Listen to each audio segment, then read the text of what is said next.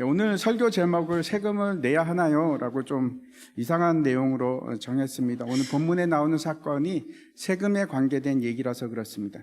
다시 한번 제가 오늘 본문이 위치하고 있는 흐름에 대해서 말씀드리겠습니다. 가이사랴 빌립보에서 예수님께서 너희는 나를 누구라 하느냐? 라고 질문을 하셨고, 베드로가 아주 담대하게 제자들을 대표해서 얘기합니다. 주는 그리스도시요 살아계신 하나님의 아들이시니이다. 그때 이제 예수님께서 마지막 사역이 어떤 것인지 아주 분명하고 확실하게 제자들에게 말씀을 하십니다. 예루살렘으로 가서 고난을 받아야 하고, 그 다음에 십자가에 죽어야 하고, 그 다음에 3일 만에 다시 일어나는 것, 그것이 내가 해야 할 일이다, 이렇게 말씀을 하십니다. 오늘 본문 오늘 본문 역시 이걸 이제 확인하는 그런 시작으로부터 그 사건이 일어납니다. 죽임을 당하고 제3일에 일어나야 하리라. 변화산 사건 이후에 예수님께서 이제 제자들과 함께 어디를 향하고 있는가 하면 예루살렘을 향해서 갑니다. 그러니까 가이사랴 빌립보로부터 시작해서 쭉 남하해서서 남쪽에 있는 예루살렘을 향해서 가고 있는 중입니다. 그리고 오늘 본문이 이제 보면 도착한 곳이 가버나움입니다. 그때 이제 베드로가 사람들과 마주치게 되는데 성전세를 걷는 사람들이었습니다. 그 사람들이 이제 이렇게 질문하죠. 너희 그 선생도 세금을 내야 하지 않느냐? 그 질문을 합니다. 그리고 이제 결국 세금을 내는데 굉장히 놀라운 방법으로 세금을 내게 됩니다. 예수님께서 그러죠. 베드로에게 너는 가서 낚시를 해서 그리고 고기를 잡으면 그 입을 벌려봐라. 그 안에 한 세겔이 있을 것이다. 그래서 그걸로 세금 문제를 해결을 합니다. 그 물고기가 굉장히 유명한 물고기입니다. 지금도 거기 이제 갈릴리에 가면 그 어족이 삽니다. 그 어떤 고기인가 하면 계속해서 이제 입속에 그 치어를 키우는 물고기입니다. 그래서 치어가 자라서 밖으로 나가면 섭섭하죠. 이게 입안이 빈 것 같은 그런 느낌이 들기 때문에 뭔가 반짝이는 것만 보면 무조건 삼킨다고 합니다. 입속에 집어넣는다고 합니다. 그래서 동전이나 이렇게 반짝반짝하는 거는 전부 다 이렇게 입속으로 집어넣습니다. 그래서 가끔 횡재를 하기도 한다고 합니다. 근데 그 물고기가 잡히고 그 안에 이제 한 색이 들어 있었습니다. 성경책을 보시고 오늘 본문 말씀을 우리가 함께 보도록 하겠습니다. 17장 22절부터 27절까지 말씀입니다.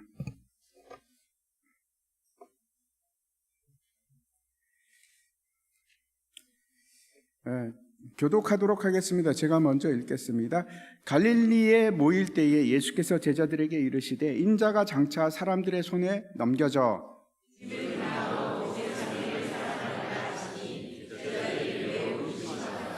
가버나움에 이르니 반세겔 받는 자들이 베드로에게 나와 이르되 너의 선생은 반세겔을 내지 아니하느냐?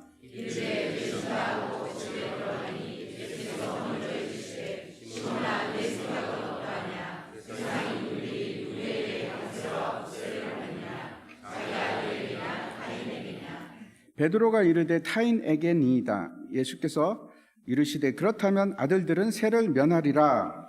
그러나 우리가 그들이 실족하지 않게 하기 위하여 내가 바다에 가서 낚시를 던져 먼저 오르는 고기를 가져 입을 열면 돈 한 세겔을 얻을 것이니 가져다가 나와 너를 위하여 주라 하시니라. 아멘. 미국 건국의 아버지라고 하는 벤자민 프랭클린이 한 말입니다. 이런 말을 했었습니다. 우리 생애 동안에 반드시 닥치게 되는 일이 두 가지가 있는데 하나는 세금을 내는 일이고 하나는 죽는 일이다, 이렇게 얘기를 했다고 합니다. 모든 나라에서 세상의 거의 모든 정부가 그 국민들로부터 세금을 부과합니다. 받습니다. 이제 극소수 안 받는 나라들이 있습니다. 모나코라든지 카타르 같은 나라들은 부자 나라들이 세금을 자국민에게 받지 않는 경우가 있는데 그런 나라를 제외하고는 다 이제 세금을 냅니다. 저도 내고 여러분도 아마 내실 겁니다. 옛날에 내었던가. 그리고 모든 사람은 다 죽습니다. 거기에는 예외가 없습니다.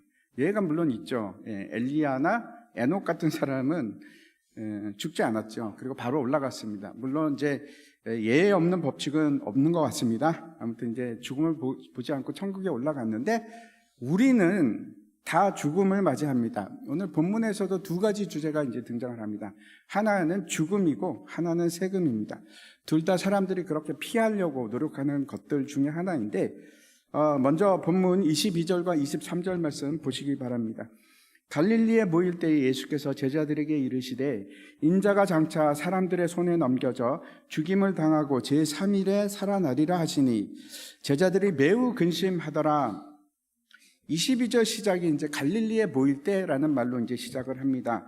예수님과 제자들이 가이사랴 빌립보에서 시작을 하셨습니다. 그렇죠? 남쪽을 향해서 가고 있는데 그 도중에 어딘가 모르지만 변화산에서 그 변화하는 사건이 있었고, 그리고 이제 지금 갈릴리까지 이르게 된 겁니다. 기간이 어느 정도 걸렸는지 잘 모르겠습니다. 하지만 어느 정도 상당 시간이 지나지 않았을까 이런 생각을 합니다. 지난번에도 말씀드렸듯이 이 가버나움은 굉장히 위험한 지역입니다. 왜 그런가 하면 헤롯 안디바가 통치하는 곳이라서 그렇습니다. 세례 요한 사건 이후 안디바가 죽였죠. 그리고 나서 계속 예수님을 찾고 있습니다. 죽이려고 그랬겠죠. 아무튼 마태복음에서는 단순히 갈릴리에서 모일 때라고 되어 있는데 마가복음에는 좀 더 특별하게 기록을 하고 있습니다. 한번 어떻게 기록했는지 보겠습니다. 9장 30절입니다. 그곳을 떠나 갈릴리 가운데로 지날새 예수께서 아무에게도 알리고자 하지 아니하시니라고 되어 있습니다. 조심스럽게 예수님께서 제자들과 함께 조심스럽게 지금 갈릴리까지 도착하게 됩니다. 그리고 제자들과 함께 모였다 그럽니다. 그 말은 무슨 뜻일까요? 어쩌면 각각 흩어져서 사람들의 눈에 띄지 않게 조용히 가버나움까지 왔는지도 모르겠습니다.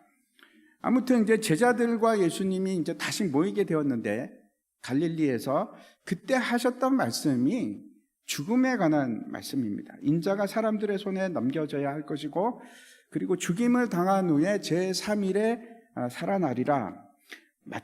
마태복음에만 이게 벌써 세 번째입니다. 세 번째 등장합니다. 반복해서 지속적으로 왜 예수님께서는 이 말씀을 하고 계실까요? 왜 그렇게 하셨을까요? 첫 번째는 이 십자가 사건은 분명히 일어날 일이기 때문에 그랬을 겁니다. 이거는 반드시 일어날 일이다 하는 확인이죠. 두 번째는 반복해서 말씀하셨던 것이 이제 이 일보다 더 중요한 일은 없다 하는 뜻일 겁니다. 누가복음에서는 그래서 여기 이제 어떻게 표현하고 있는가 하면 이 말을 너희 귀에 담아두라 그럽니다. 이 말을 너희 귀에 귀담아두라. 잊지 말라 이런 말씀이죠. 인자가 장차 사람들의 손에 넘겨질 것이다. 이 말을 귀담아 들어라. 정말 중요하다. 이것보다 더 중요한 것은 없다. 이런 뜻일 겁니다. 세 번째, 왜 이 말씀을 반복해서 하셨을까요? 이 말은 여전히 제자들은 그 뜻을, 그 의미를 제대로 이해하지 못했다 하는 이야기일 수 있습니다. 제자들이 잘 모르는 거예요. 또 반복해서 가르치시고 또 반복해서 가르치시는 겁니다. 우리도 마찬가지일 수 있습니다. 예수님께서 가이사랴 빌립보에서 이 말씀을 처음 하셨고 그때 무슨 말씀을 하셨는지 여러분 혹시 기억하십니까? 내가 사흘 만에 부활하리라, 십자가를 지고 사흘 만에 부활하리라 한 이후에 한번 보시기 바랍니다. 마태복음 16장 24절입니다. 이에 예수께서 제자들에게 이르시되 누구든지 나를 따라오려거든 자기를 부인하고 자기 십자가를 지고 나를 따를 것이니라. 세 가지 말씀하셨어요. 여러분 절대 잊지 마시기 바랍니다. 첫 번째, 나를 부인하고, 두 번째, 내 십자가를 지고, 그리고 세 번째, 예수님을 따라가는 겁니다. 근데 이거 뒤에는 더 심각한 말씀을 하십니다. 목숨을 얻고자 하는 자는 잃을 것이고 나를 위하여 목숨을 버리는 자는 찾을 것이다. 온 천하를 두고도 제 목숨을 잃어버리면 도대체 그게 무슨 유익이 있겠느냐. 제일 중요한 것은 생명이다. 사람이 무엇과 제 목숨을 바꿀 수 있겠느냐, 이런 말씀을 하십니다. 그러면서 마지막 하셨던 말씀이 이겁니다. 내가 다시 올 것이거든. 내가 다시 올 거다. 성경은 이 말씀을 정말 반복해서 또 하고 또 하십니다. 예수님께서 승천하시고 나서 반복되고 반복되는 가장 중요한 말씀이 이겁니다. 내가 다시 오실 거다. 내가 다시 올 거다. 예수님께서 다시 오실 겁니다. 하는 말씀입니다.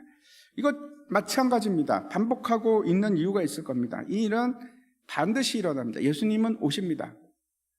결국은 오십니다. 그리고 우리에게 가장 중요한 일입니다. 이것보다 중요한 일은 없습니다. 하지만 여전히 우리는 그 사실을 인식하지 못한 채 그 뜻이 무엇인지 헤매면서 살아가고 있는 것 같습니다. 그래서 성경은 이 일에 대해서 반복해서 말씀하고 있습니다. 제가 이제 오늘 말씀드리려고 하는 주제는 자기 부인입니다. 예수님의 발자취를 따라가기 위해서 가장 먼저 요구되는 정말 중요한 것은 자기 부인입니다. 나를 부인하는 것. 제가 다시 한번 말씀드립니다. 나를 부인한다는 것은 내 사회적 지위나 위치나 권력, 그걸 확보하겠다는 뜻이 없는 걸 말합니다. 버리는 겁니다. 그렇다고 그렇게 이렇게 일부러 버리고 그러라는 뜻이 아닙니다. 나는 그냥 노바디가 되는 겁니다. 아무것도 아닌 자. 그래서 갈라디아서 말씀처럼 나는 죽고 내 안에 사시는 이는 예수 그리스도가 되는 것. 그래서 남이 뭐라고 하든 화낼 것도 없고 불평할 것도 없고, 왜? 나는 죽었으니까. 내 안에 사시는 분은 예수님입니다. 그게 자기 부인입니다. 다시 오늘 본문으로 돌아가서 어떤 일이 일어났는지 우리 이제 그 사건을 보도록 하겠습니다. 24절입니다. 가버나움에 이르니 반세계를 받은 자들이 베드로에게 나와 이르되 너의 선생은 반세계를 내지 아니하느냐? 베드로의 고향이 이 가버나움입니다. 아마 혼자서 거리를 지나가다가 성전세를 걷는 사람들과 마주친 것 같습니다. 근데 이 사람들이 베드로에게 묻는데 너의 선생은 반세계를 내지 않느냐라고 묻습니다. 본문 내용을 보면 분명히 베드로는 지금 낸 상태입니까? 안 낸 상태입니까? 안 낸 상태입니다. 그렇죠. 내지 않았습니다. 그런데 왜 베드로에게는 묻지 않고 너희 선생 예수님에 대해서 성전세 얘기를 꺼내는지 우리가 이제 짐작할 수 있습니다. 예수님을 비난하고 예수님을 떠보기 위해서 예수님이 어떻게 행동하는지를 보려고 그랬겠죠. 먼저 이 성전세가 어떤 것인지 우리가 좀 생각해 보겠습니다. 성전세는 속전세라고도 하는데 이에 관련해서 출애굽기 30장에서 말씀하고 있습니다. 제가 한번 읽어보겠습니다. 무릇 계수 중에 드는 자마다 성소의 세겔로 반세겔을 낼지니, 반을 내는 겁니다. 세겔의 반. 한 세겔은 20게라라. 그 반 세겔을 여호와께 드릴지며 계수 중에 드는 모든 자 곧 20살 이상 된 자가 여호와께 드리되 너희의 생명을 대속하기 위하여 여호와께 드릴 때에 부자라고 반 세겔에서 더 내지 말고 가난한 자라고 덜 내지 말지며 너는 이스라엘 자손에게서 속전을 취하여 회막 봉사했으라. 이것이 여호와 앞에서 이스라엘 자손의 기념이 되어서 너희의 생명을 대속하리라. 이것이 그 법의 근거입니다. 이스라엘 사람들에게 있어서 이 속전세는 너무너무 중요합니다. 이 세금의 가장 큰 의미는 이런 겁니다. 이스라엘 백성들이 출애굽을 했는데 애굽에서 나왔을 때 종살이 하던 애굽에서 나와서 자유인이 되는 겁니다. 자유를 주셨습니다. 하나님께서 구원을 하셨습니다. 그래서 그 일에 대해서 감사함으로 대속금, 몸값을 내는 의미입니다. 랜섬입니다. 이 몸값은 무엇과 관계가 있겠습니까? 그래서 결국 구원입니다. 구원. 종의 값을 치르고 구원을 이루었기 때문에 드리는 값입니다. 그게 이제 속전세 이렇게 되어 있습니다. 이 속전세를 내는 대상이 있는데 누구라고 얘기합니까? 이스라엘의 모든 남자, 성인 남자 20살 이상 되면 누구나 다 드려야 됩니다. 노예도 종도 상관없이 다 드립니다. 심지어는 거지도 이 세금을 내야만 합니다. 이 속전세를 거두는 기관은 정부가 아니고 누가 거두는가? 예루살렘 성전입니다. 그래서 예루살렘 성전에서 이 반세계를 걷기 위해서 강제 집행관을 둡니다. 이 막강한 권력을 가지고 있습니다. 이 사람은 내지 않는다, 이 세금을 내지 않는다 그러면 때릴 수도 있고 집어넣을 수도 있고 심지어는 그 사람의 재산을 압수할 수도 있는 그런 막강한 권력을 가지고 있었습니다. 성소의 세겔로 반세겔을 내라고 하는데 이 돈이 시중에서는, 성소의 세겔은 시중에서 유통되는 돈은 아닙니다. 성소에서만 사용되는 돈인데 그 가치가 어느 정도인가? 은으로 11.36g이라고 합니다. 이게 얼마 되는지 우리 잘 모르죠. 당시에 이제 통용되는 돈이 데나리온 또는 이제 드라크마 같은 돈이 통용되고 있었는데 데나리온의 4배입니다. 정확하게는 아닌데 4배의 가치를 가지고 있습니다. 한 데나리온이 하루 품삯입니다. 그래서 4데나리온의 가치니까 한 세겔은 얼마나 될까요? 요즘 시세로 따지면 굉장히 많습니다. 40만 원? 근데 그 중에서 반세겔만 내면 되니까 한 20만 원 정도 되는 돈을 매년 지불해야 되는 겁니다. 세금으로, 성전세로. 그래서 이 돈을 걷어서 어디에 쓰는가 하면 공동 제사를 드릴 때, 아니면 이제 돈이 없어서 희생 제물을 사지 못하는 사람, 그런 사람을 위해서 쓰거나, 아니면 성전 기구를 수리하거나 보수 유지하는데, 성전을 유지하는데 사용하는 돈입니다. 또 한 가지, 이 속전세 사건을 통해서 우리가 아주 중요한 그 사실을 알 수 있는데, 이 시기를 짐작할 수 있습니다. 왜 그런가 하면 이 속전세를 집중적으로 거둘 때가 있습니다. 6월절을 한 달 앞두고, 한 달 반 정도 앞두고, 그러니까 6월절이 히브리 역으로 하면 1월입니다. 1월 14일이 그 6월절인데 그 전달부터, 그러니까 12월 달 1일부터 12월 1일부터 걷기 시작합니다. 그러니까 이때가 대충 짐작이 되죠. 대충 짐작이 됩니다. 그때쯤, 그러니까 6월절이 얼마 남지 않은, 만약에 이게 맞다면 6월절은 지금 한 달 반 정도, 예수님께서 십자가에 달리시기 전 한 달 반이 되는 겁니다. 정확한 건 아닙니다. 다시 돌아가서 이 반세계를 걷는 사람들이 너의 선생은 반세계를 내지 않느냐라고 묻자 베드로는 뭐라고 합니까? 내신다, 이렇게 대답을 합니다. 그리고 이제 집으로 돌아왔는데 예수님께서 질문을 하십니다. 25절 말씀 보여주십시오.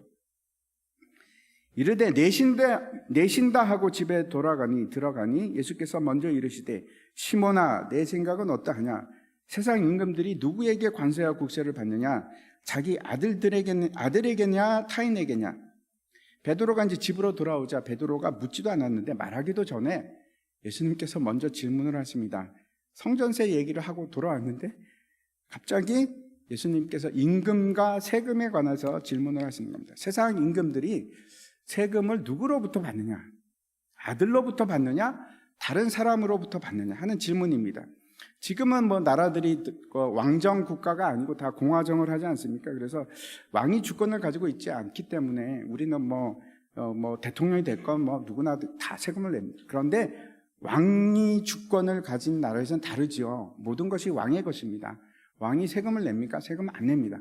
왕은 세금 안 내고 당연히 그 아들들도 세금을 안 내는 게 맞습니다. 그러면 누가 내겠습니까? 다른 사람들이 내겠죠.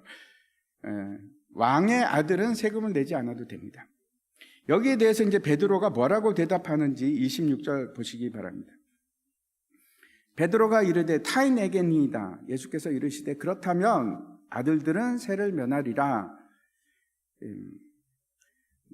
타인입니다 라고 이제 베드로가 얘기를 하자 예수님께서 그래 맞아, 아들들은 세금을 안 내는 것이 맞다, 이렇게 얘기를 합니다. 그러면 이제 당연히 아들은 누굴까요? 아들은 누굽니까? 예수님이죠. 하나님의 아들 예수님이니까. 그런데 그렇게 생각할 수 있는데 여기 보면 문제가 있습니다. 아들이 아니고 아들들입니다. 아들들. 그러면 이거는 예수님을 얘기하는 건 아니죠. 거기 포함될 수는 있지만 그럼 누구를 얘기하는 걸까요? 아들들. 우리도 하나님을 아버지라고 부르는 하나님의 자녀들입니다. 아들과 딸들입니다. 그러면 이 아들들은 확대해서 하나님 나라에 속하는 모든 하나님의 백성이라고 할 수 있을 겁니다. 그러면 다시 한번 생각해 보시기 바랍니다. 우리는 속전세를 내야 하는가? 세금을 내야 하는가?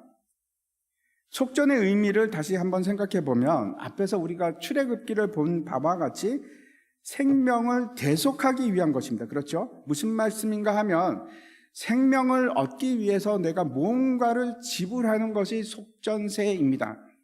그런데 이상한 일이 일어났습니다. 죄에서 종되었던 우리를 위해서 누군가 몸값을 대신 내줘버렸습니다. 대신 내버린 겁니다. 나도 알지 못하던 때에 누가 지불을 해버렸습니다. 그게 어떤 사건입니까? 그게 십자가 사건입니다. 다시 말씀드려서 우리 몸값은 이미 지불이 된 상태고, 종이라면 그렇죠, 그 값을 치러야 합니다. 하지만 하나님의 자녀가 되었기 때문에 우리는 하나님의 아들과 딸이라서 종이 아니라 자유인이 되었고 자유함을 얻었기 때문에 더 이상 그 값을 치를 이유가 없습니다. 내지 않아도 됩니다. 왜? 예수님께서 십자가에서 그 일을 위해서 죽으셨기 때문에, 핏값으로 치르셨기 때문에 우리는 더 이상 낼 필요가 없습니다. 다시 설명을 드립니다. 이제 당시 로마 사회에서 이제 노예나 종이 어떤 사람들인가 하면은 이건 재산입니다. 재산인데 노예의 신분을 벗어버리기 위해서는 두 가지 방법이 있습니다. 어떻게 하면 노예에서 벗어날 수 있을까요? 누군가 그 종을 위해서 몸값을 내고 사버리는 겁니다. 그래서 자기가 사서 해방을 시켜주면 자유인이 됩니다. 그럴 수 있습니다. 근데 또 한 가지 방법이 더 있습니다. 어떻게 하면 노예에서 자유함을 얻을 수 있을까요? 돈으로 지불하는 방법? 또는 또 다른 방법은 죽어야 합니다. 노예로 태어나면 그 자식도 노예고 그 자식의 자식도 노예입니다. 계속 노예로 살아가는 겁니다. 근데 노예의 삶에서 벗어나기 위해서는 죽지 않으면 그걸 벗어날 수가 없습니다. 끊어지지 않습니다. 아니, 죽으면 끝인데 무슨 말씀입니까, 목사님? 그렇게 얘기하실 수도 있습니다. 로마서 6장 말씀 한번 보시기 바랍니다. 만일 우리가 그의 죽으심과 같은 모양으로 연합한 자가 되었으면 또한 그의 부활과 같은 모양으로 연합한 자가 되리라. 우리가 알거니와 우리의 옛사람이 예수와 함께 십자가에 못 박힌 것은 죄의 몸이 죽어 다시는 우리가 죄에게 종노릇하지 아니하려 함이니 이는 죽은 자가 죄에서 벗어나 의롭다 하심을 얻었음이라. 아멘. 내가 예수 그리스도와 연합해서 그와 함께 다시 죽고 살아난다면 우리는 더 이상 종이 아닙니다. 의롭다 하심을 얻은 자유인이 됩니다. 니고데모가 예수님께 이런 질문을 했었습니다. 아니, 사람이 어떻게 다시 태어날 수 있습니까? 어머니 뱃속에 들어갔다가 나옵니까? 그게 아니고 가능합니다. 어떻게 가능합니까? 성령이 우리 안에 거듭남을 주실 때, 다시 새롭게 하실 때, 그때 놀라운 일이 일어납니다. 죽었다가 살아나는 겁니다. 내 옛 자아는 죽고 나는 새로운 피조물이 되는 겁니다. 제가 아주 어렵게 지금 설명을 하고 있는 것 같은데 우리에게 두 가지 일이 일어납니다. 첫 번째, 우리의 몸값을 누군가가 지불했습니다. 예수님께서 그 십자가에서 그 귀한 피를 흘려서 우리의 몸값을 지불하셨습니다. 하지만 우리에게 그걸로 끝나는 것이 아니고, 하지만 우리에게 반드시 일어나야 할 일이 있습니다. 우리 역시 그와 함께 연합해서 십자가에 죽고 다시 일어나는 일입니다. 그걸 죽는 일을 경험하는 건데 그걸 뭐라고 합니까? 자기 부인입니다. 이미 우리 옛 자아는 죽었고 새로운 피조물이 되었는데 그 뜻은 어떤 것인가 하면 우리는 전혀 새로운 사람이 되었기 때문에 이제는 자유인이기 때문에 내가 그렇게 결정하고 살아갈 수 있는 겁니다. 모두가 그렇다고 해서 종을 벗어난다는 뜻이 아니라 우리는 그런 권리가 생긴 겁니다. 다시 죽고 살아날 수 있는 권리가 생긴 겁니다. 그게 가능해진 겁니다. 이제는 내가 그리스도와 함께 십자가에 못 박혔나니 그런즉 이제는 내가 사는 것이 아니요 오직 내 안에 그리스도께서 사시는 것이라. 그게 가능해지는 겁니다. 이제 내가 육체 가운데 사는 것은 나를 사랑하사 나를 위하여 자기 자신을 버리신 하나님의 아들을 믿는 믿음 안에서 사는 것이라. 이 고백이 가능해지는 겁니다.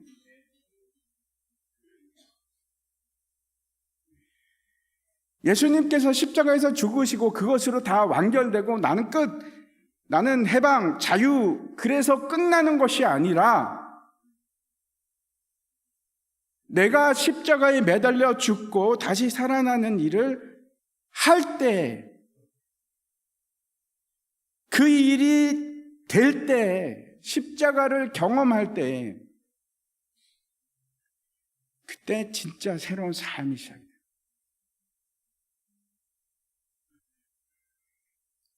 예수님께서 이 세금 문제에 관해서 결국 하시는 말씀은 돈을 내야 한다? 그게 중요한 것이 아니고 돈을 낼 필요가 없는 겁니다. 우리에게 세금을 걷는 것이 옳은가? 아니요, 그거 옳지 않습니다. 근데 진짜 중요한 말씀은 그 다음 절에 나옵니다. 27절 말씀 우리 함께 같이 한번 읽도록 하겠습니다. 같이 읽겠습니다. 시작.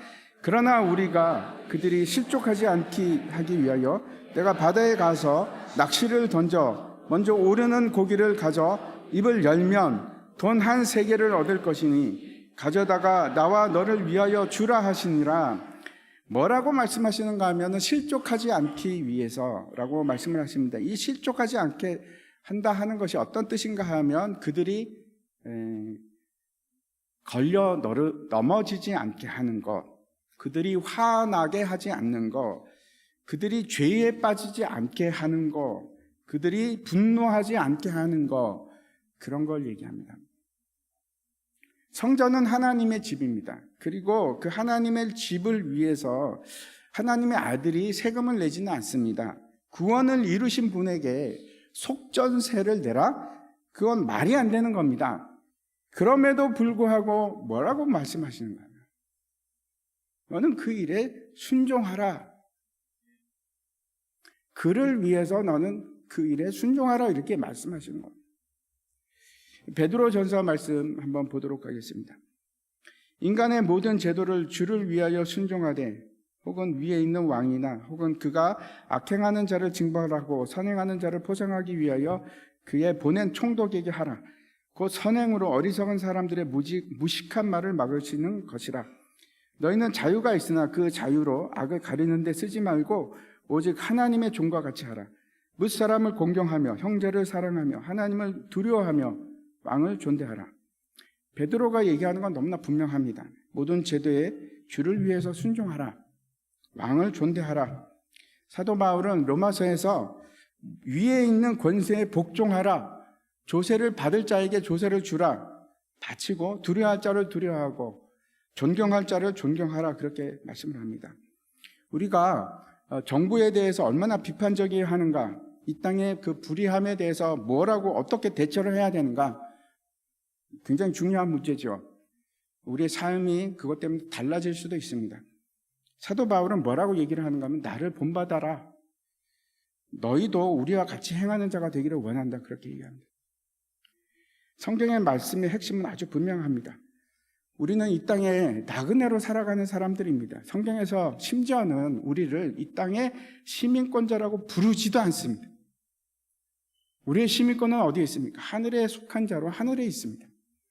우리는 그냥 여기를 지나가는 나그네들입니다. 여기는 우리 집도 아니고 우리 나라도 사실 아닙니다. 우리는 여기에 속한 자들이 아닙니다.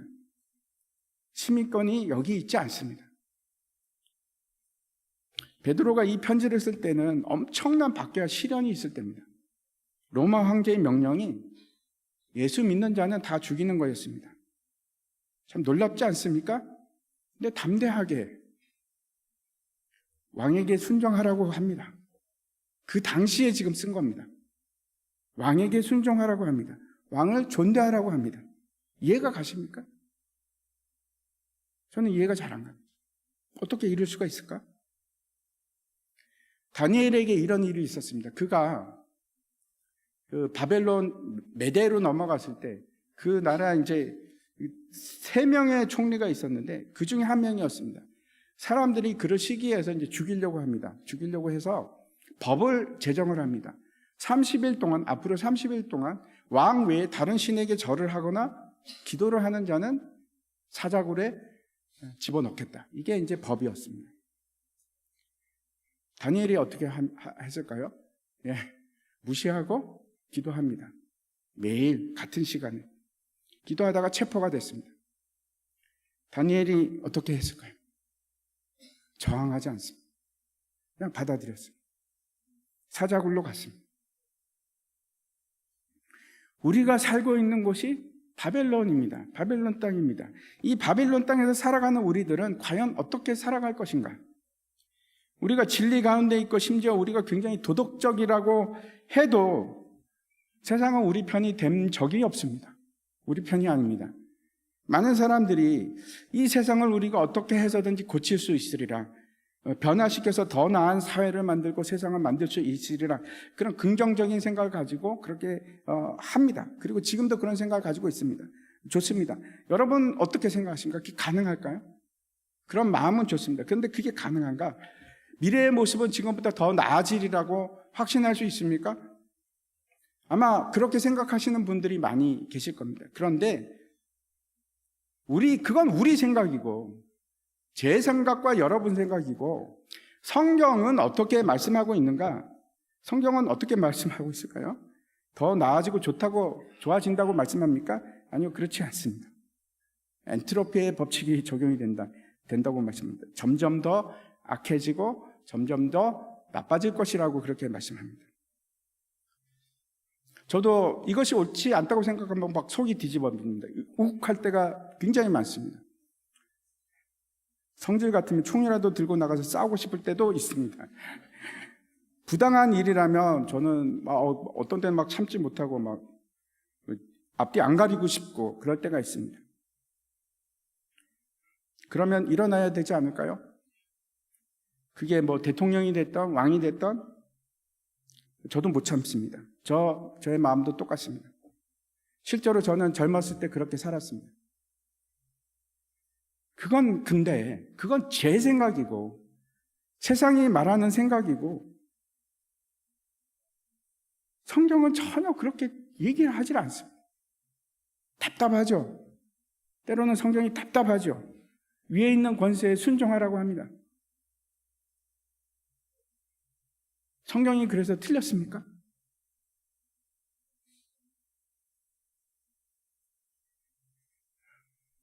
성경이 틀릴 리가 있습니까? 우리가 틀렸죠. 성경은 그것만 말씀하고 있는 것이 아니고 이것이 순종하고 복종하는 일이 모든 사람으로 확대됩니다. 에베소서 5장 말씀 한번 보여주시기 바랍니다. 그리스도를 경외함으로 피차 복종하라. 이 복종하는 대상이 처음에는 어떻게 됩니까? 아내들이여 남편에게 복종하기를 주께 하듯 하라, 이렇게 시작을 하는데 그 다음에 남편분들이 기분이 좋으시겠죠. 근데 조금만 더 가면 그렇지가 않습니다. 남편들이 어떻게 해야 됩니까? 죽기까지 아내를 사랑하고 똑같이 피차 복종을 해야 됩니다. 근데 거기서 끝나지 않습니다. 자식들이 아비들에게 복종해야 되고 부모들은 자식들에게 복종해야 돼요. 그리고 종은 상전에게 복종해야 되고, 상전은 그래서 기분 좋고 괜찮으면 끝입니까? 아니요. 종에게 복종해야 합니다. 그 대상이 모든 자에게로 확대됩니다. 저는 원래 복종하기를 싫어하는 사람입니다. 권위 같은 거 이렇게 복종하는 거 이런 거 권위도 싫고 복종하는 것도 싫고 좀 자유분방합니다. 그래서 군대 가니까 너무 힘들었습니다. 규율 생활하는 것이. 근데 복종하랍니다. 하나님께서 모든 통치자를 그 주권으로 세우셨다고 그렇게 말씀합니다. 이유가 있어서. 하나님께서 알렉산더를 세우고 온 세상을 그리스어로 통일을 시키셨습니다. 그 문화로. 그리고 로마 황제들을 세워서 길을 닦게 하셨습니다. 그리고 그 길을 통해서 전도자들이 복음을 들고 전 세계로 나가게끔 하고 그리스도로 복음을 전하게 하셨습니다. 너무나 멋지지 않습니까? 하나님은 다 계획이 있으셨습니다. 교회사를 보면 교회가 세상이 이길 때는 싸워서 투쟁하고 시위를 해서 이긴 적이 단 한 번도 없습니다. 한번 보십시오. 단 한 번도 없습니다. 그럴 때마다 교회는 망해갔습니다. 교회가 승리하고 이길 때는 비참하게 복종할 때입니다. 로마 황제가 예수 믿는 사람을 다 죽이려고 할 때, 그런 법을 만들어서 그렇게 할 때 그 법에 순종해서 가서 죽습니다. 어떻게 그럴 수가 있는가? 근데 그 기독교가 로마를 정복합니다. 세상 사람들과 우리들 사이에 결정적으로 다른 것이 있습니다. 세상 사람들은 그 가는 길을 자신의 힘과 노력으로 개척하고 해결하려고 합니다. 자기의 힘으로 더 나아지게 하고 더 어떻게 하려고 하고, 그래서 내가 하려고 하는 힘과 의지가 너무나 중요합니다. 우리는 다릅니다. 우리는 그렇게 살지 않습니다. 내 의지로 하는 것도 아니고 내 힘이나 노력으로 하는 것도 아닙니다. 우리가 세상을 변화시키는 것은, 그 방식은 힘이나 이해를 통해서 아니면 논쟁이나 논리를 통해서 극복하고 뭐 이런 것이 아닙니다. 복음으로 사람을 변화시키는 겁니다.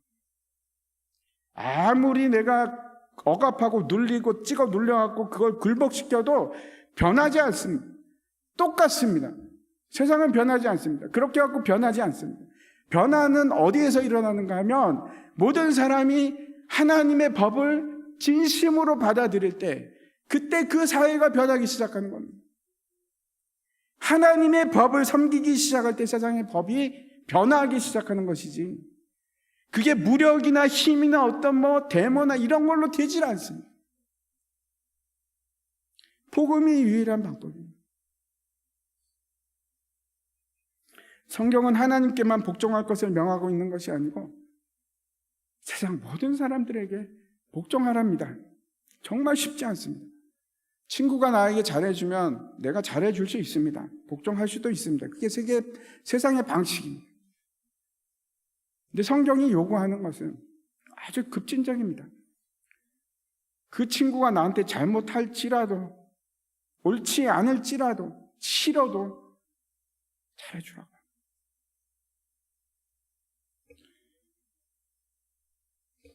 제가 이제 이 복종의 이 문제, 이거는 그렇죠. 나라뿐만 아니고 복종하는 거는 교회뿐만 아니고 이 개인의 문제이기도 합니다. 제가 이 복종에 대해서 생각을 하다가 결국 결론이 이겁니다. 어떻게 복종할 수 있을까? 자기 부인입니다. 자기 부인. 나를 부인하지 못해서 내가 여전히 살아있으면, 남아있으면 속이 상합니다. 옳고 그름이 보이는데 저건 틀렸고 나는 옳고 우리는 옳고 그들의 문제, 옳고 그름의 문제라고 얘기하는 겁니다. 근데 예수님의 방식은 우리하고 전혀 다릅니다. 예수님께서는 옳고 그름의 문제가 아니라 생명의 문제라고, 구원의 문제라고 얘기를 하시는 겁니다. 구원의 문제입니다. 우리의 당하고 있는 모든 문제는 옳고 그름의 문제가 아니고 영원한 생명에 관한 문제입니다.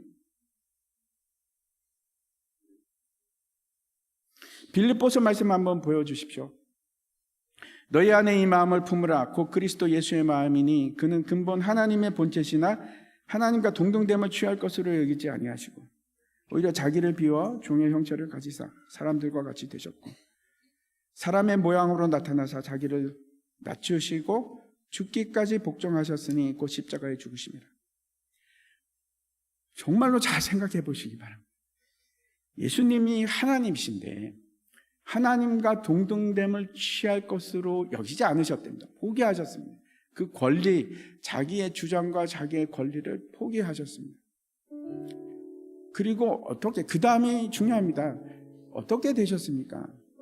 사람보다 못한 종이 되셨다니까요. 이게 어떤 일인지 이해가 가십니까? 하나님의 권리를 포기하는. 근데 우리를 한번 생각해 보십시오. 우리가 우리 주장을 하지 않습니까? 우리는 우리의 인간됨을 절대로 포기하지 않습니다. 세상이 그걸 요구하기도 하죠. 세상의 논리이기도 합니다.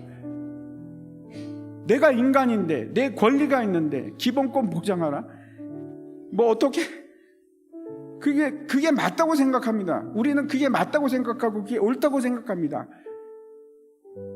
그게 아니라고 지금 성경은 얘기하는 겁니다. 그 논리가 아니라고. 저도 성경 말씀이 없었다면 끝까지 그렇게 믿고 살았을 겁니다. 내가 내 권리를 포기하고 인간됨을 내려놓는다? 인간 바로 아래에 있는 종의 수준으로 내려간다? 내가? 여러분 어떻게 하시겠습니까? 그게 가능합니까? 저는 너무 힘듭니다. 우리가 내 권리를 포기하고 나를 부인할 수 있으면 그때 우리는 복종할 수 있습니다. 예수님께서 그렇게 하셨어요. 죽기까지 복종하셨어요.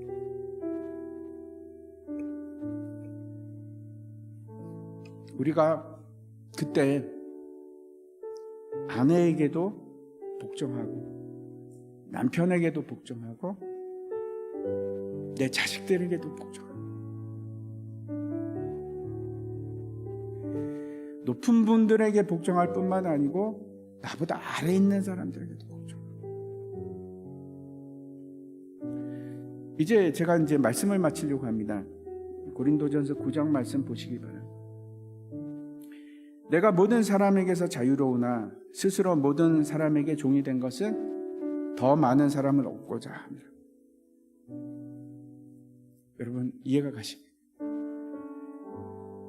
옳고 그름이 우리는 판단 기준이라고 생각합니다. 그건 하나님께 맡기십시오. 우리의 판단 기준은 생명을 구하느냐 말이에요. 우리의 판단, 우리의 삶의 기준은 생명이에요. 생명. 그래서 우리 생각에 전환이 일어났으면 좋겠습니다. 우리는 지금까지 그 일을 위해서 살아왔습니다. 옳고 그름을 누가 잘났고 누가 못났고 어떻게 하면 내가 더 나아진 삶을 살 수 있을까? 이 세상은 어떻게 하면 더 나아질 수 있을까? 그게 우리의 관심이고 기준이고 진짜 그게 맞다고 생각해야 맞는데 근데 예수님께서 그게 아니랍니다. 그게 기준이 너희의 기준이 아니고 너희의 기준은 구원이다. 영원한 생명이다. 이렇게 말씀을 하십니다. 옳고 그름의 문제가 아니고 그가 구원을 받았는가? 그렇지 않은 거예요. 그를 죽게 내버려 둘 것인가? 아니면 그를 살릴 것인가? 그를 구원하기 위해서는 내가 구원을 받은 자가 되기 위해서는 나는 죽고 내 안에 사시는 이가 그리스도가 되라. 그 일을 행하시기 바랍니다. 우리가 그 일을 이제 시작하는 거예요. 잘 안 되죠. 저도 잘 안 됩니다. 하지만 이제 우리는 그게 우리에게 달려 있습니다. 이제는 그게 옛날에는 불가능했는데 이제는 가능해졌습니다. 예수님 때문에. 우리의 몸값을 치르시고 우리가 자유함을 얻었기 때문에 나에게 자유가 있기 때문에 그렇게 할 수가 있습니다. 그 일을 행하시기 바랍니다. 모든 사람에게 피차